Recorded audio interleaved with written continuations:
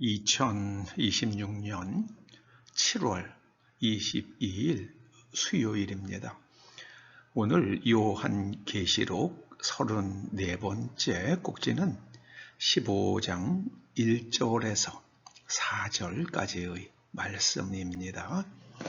먼저 말씀을 함께 봉독하십니다. 또 하늘에 크고 이상한 다른 이적을 보매 일곱 천사가 일곱 재앙을 가졌으니 곧 마지막 재앙이라. 하나님의 진노가 이것으로 마치리로다. 또 내가 보니 불이 섞인 유리바다 같은 것이 있고 짐승과 그의 우상과 그의 이름의 수를 이기고 벗어난 자들이 유리바닷가에 서서 하나님의 검은 고를 가지고 하나님의 종 모세의 노래 어린 양의 노래를 불러 이르되 주 하나님 곧 전능하신 이시여 하시는 일이 크고 놀라우시도다. 만국의 왕이시여 주의 길이 의롭고 참되시도다. 주여 누가 주의 이름을 두려워하지 아니하며 영화롭게 하지 아니하오리까. 오직 주만 거룩하시니이다. 주의 의로우신 일이 나타났음에 만국이 와서 경배하리이다 하더라. 아멘.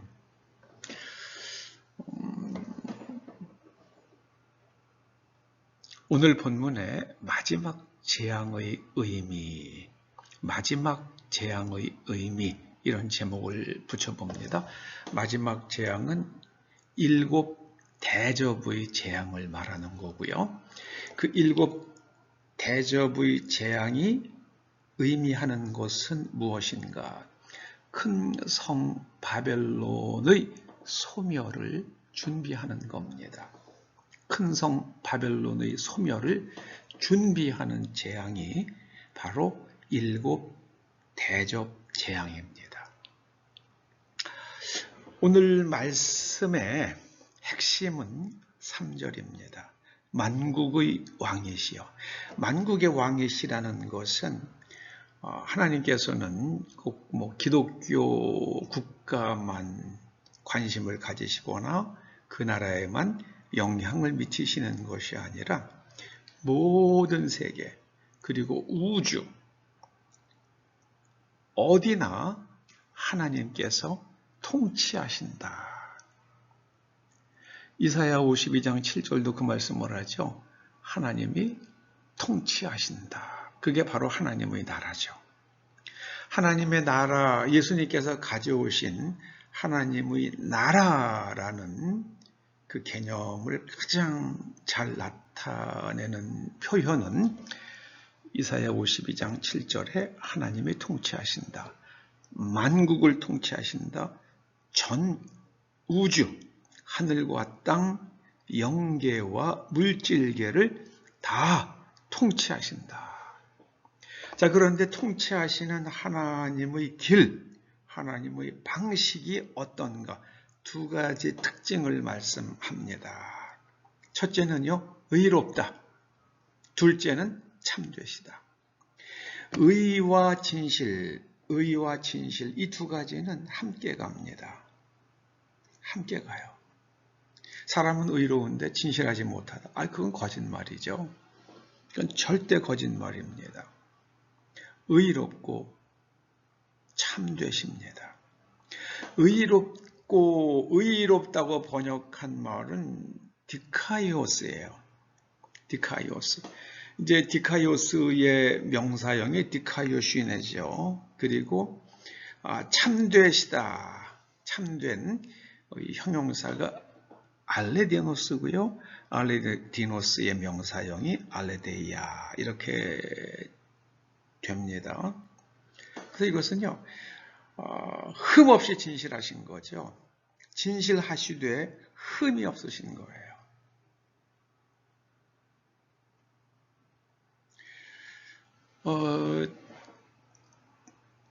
가장 그 흠이 없다고 하는 그것을 영어로 번역할 때 쓰이는 단어가 인테그리티죠.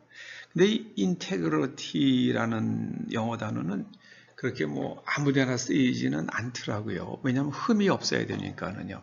근데 이게 이 인테그리티가 선거에 쓰입니다. Integrity of election, 선거의 무결성. 선거는 흠이 없어야 돼요.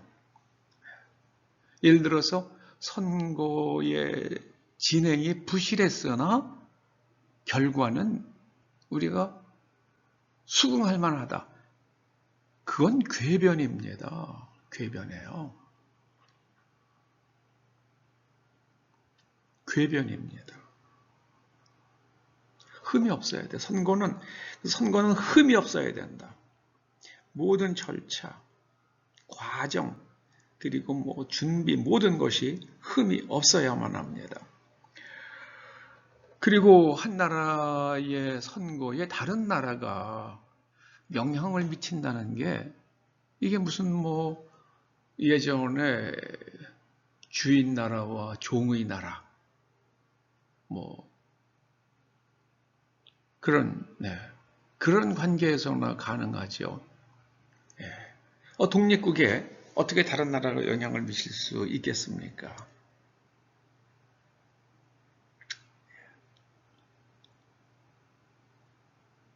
하나님의 세상을 통치하시는 방식, 그 길이 의롭고 참되십니다. 근데 이 디카이오스라는 말이 이제 디케라는 여신에서 나온 말이라고 그러잖아요. 근데 디케라는 여신은 눈을 가리고 있잖아요. 그 그리스 사람들이 만들어 놓은 거 보면 이게 법원에도 있죠. 그리스 사람들이 눈을 가리고 있고 거기에 천칭저울, 좌우가 균형이 맞는 저울을 딱 들고 있는 것이 디케의 여신상이잖아요. 눈을 가려야 돼요. 눈을 가려야 돼. 근데 우리나라 재판관들 보면은 눈을 부릅뜨고 있어요. 내 편인가 아닌가?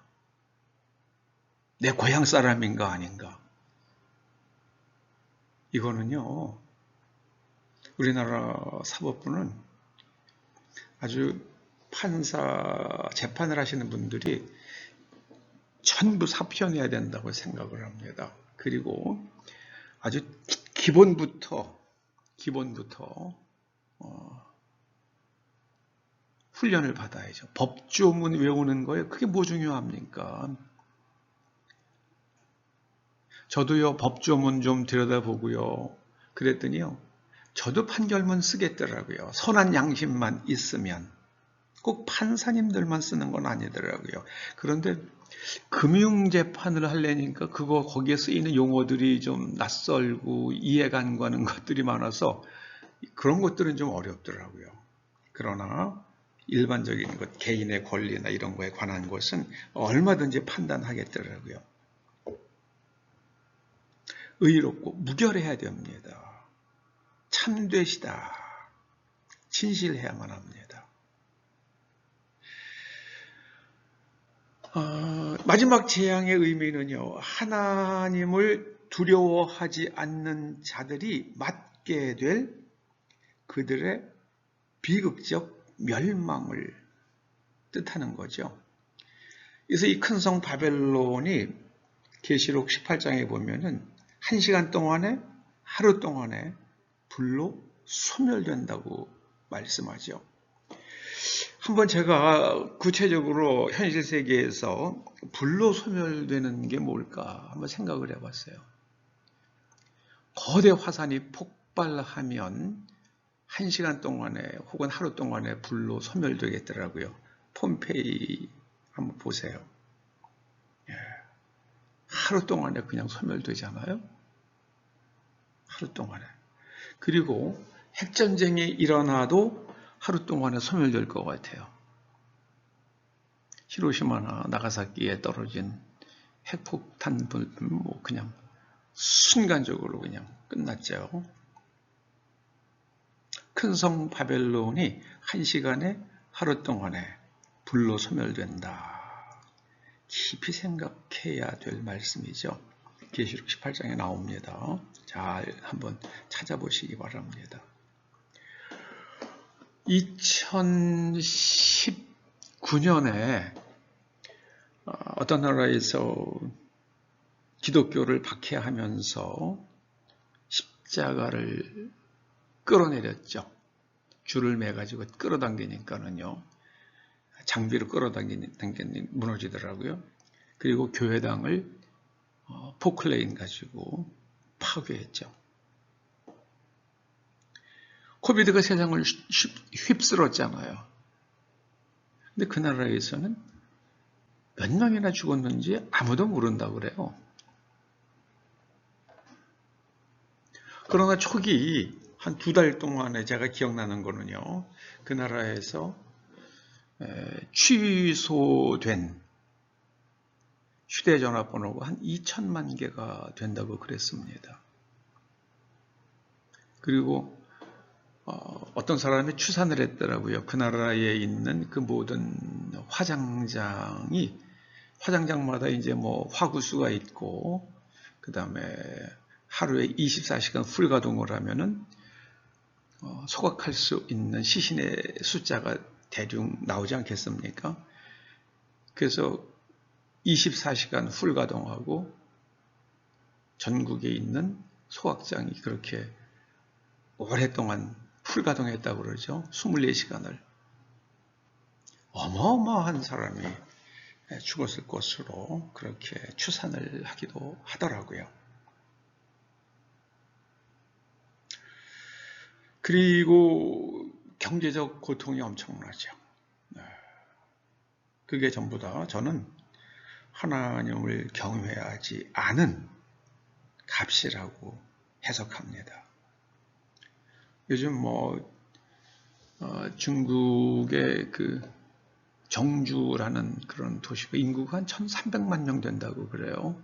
근데 그 도시에서는 그 점포의 90%가 문을 닫았다고 그럽니다. 이거 얼마나 심각한지 말도 못하죠. 그리고 제가 가장 염려되는 것은요, 그 산샤 댐이라는 곳, 그 중국의 그 양쯔강 중류, 상류 사이에 있는 거잖아요. 근데 거기서 나오는 전기의 양이 원자력 발전소 한 30기에 해당되는 전기가 나온대요. 참 어마어마하더라고요. 그런데 문제는요, 그 산샤댐의 그 무게 때문에, 물 무게 때문에 지구의 자전 속도에 일부 영향을 미치고 있다고 그러죠. 그리고 가장 염려스러운 것은 물이 그렇게 무거운 물이 올라가 있잖아요. 그러면 그 물 무게에 의해서 수면 지하에 누르는 물의 압력이 굉장히 크니까 물이 아주 강하고 깊이 침투한대요. 그러면 이제 바위도 이렇게 얼핏 보기에는 단단한 바위 같지만 보통 물이 통하지 않는데 거기에 센 압력이 걸리면 거기에 그 미세한 눈에 보이지 않는 틈으로 물이 들어갈 수가 있대요. 그리고 계속 압력이 가해지면은 그 바위가 터질 수도 있다고 그러더라고요. 그래서 제일 염려하는 게 콘크리트 댐이 그냥 무너지는 거가 아니고요. 댐 밑에 있는 집안, 그게 나날이 약해질 수밖에 없다고 그래요. 나날이 약해질 수밖에, 그 무게를 견딜 수 있는 바닥은 없대요. 그런 집안은 없대요. 그래서 그 산샤댐이 완성되기 이전과 완성되고 나서 물이 채워진 다음, 지진에 이제 자잘한 지진들이 있잖아요. 그게 한 30배가 증가됐다고 그러죠. 30배가 늘었대요. 이건 굉장히 유의미한 숫자라고 그럽니다. 그래서 산샤댐이 저는 이거는 물을 지속적으로 뺀 다음에 저거는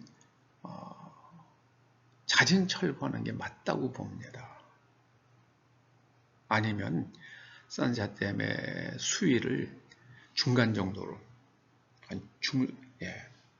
현재 무게의 한 5분의 1 정도로 그렇게 저수량을 낮춰서 유지하거나, 그러지 않으면 어떤 일이 벌어질지 모릅니다. 참 어리석어요. 그 일을 계속 그 학자들이 반대하는데도 추진한 사람이 이창이라는 사람이었다고 그러죠. 그래서 이제 기독교를 박해한 나라들이 어려운 일을 겪는 것을, 하나님의 심판을 겪게 되면 모든 나라들이 하나님 앞에, 하나님의 말씀 앞에 무릎을 꿇지 않겠습니까? 저는 반드시 그런 일이 일어난다고 봅니다. 왜냐하면요, 성경에 기록되어 있기 때문입니다. 예전에는 요한계시록 6장서부터 18장, 19장, 20장 해석하기가 아주 어려웠어요. 해석이 불가능했죠. 그런데 예전에 쓰여진 주석들을 보면은요, 정말 참 그래요. 그런데 요즘에는 현재 지구상에서 일어나고 있는 자연현상이나 전쟁 이런 것들과 딱딱 맞아 떨어져요. 불타는 때 횃불이요. 그래서 물이 써서 못 먹게 돼서 3분의 1이 죽고요. 지금 유럽에서 불볕 더위로 인해서 부쿠라파도 산불 나고요. 캐나다도 산불 나고 막 그런다고 그러잖아요. 성경에 보면 나무의 3분의 1이 탄다고 말씀하셨잖아요. 우리가 깊이 생각해야만 합니다. 지금 이제 요한계시록 15장 1절에서 4절은요.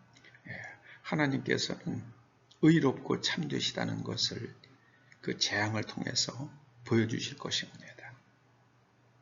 기도하시죠. 아버지 하나님, 온 인류가 이제라도 하나님 앞에 회개하고 돌아가서 서로 미워하지 아니하고 서로 간섭하지 아니하고 서로 사랑하며 서로 존중하며 생명을 귀하게 여기고 그렇게 살아갈 수 있도록 각성시켜 주시옵소서.